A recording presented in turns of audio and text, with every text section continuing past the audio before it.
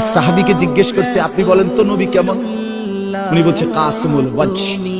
এক শব্দ কইছে, মানে হলো তিনি ছিলেন এমন যার প্রতিটা অঙ্গ, চোখ, নাক, কান, হাত, আঙ্গুল, ঠোঁট, প্রতিটা অঙ্গ যদি আলাদা আলাদা দেখি তাইলে সবচেয়ে সুন্দর, সারা অঙ্গ যদি একসাথে দেখি তাইলেও সবচেয়ে সুন্দর।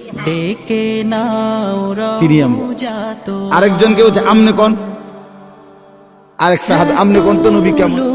উনি বলতেছে আমি কইতাম না, তিনি ছিলেন এমন ওয়াসিমুল ওয়াজহ, তিনি ছিলেন এমন যাকে একবার দেখলে আবার দেখতে মন চায়, দ্বিতীয়বার দেখলে প্রথমবারের চাইতে আরো সুন্দর মনে হয়, যত তারে দেখি তত আরো সুন্দর লাগে।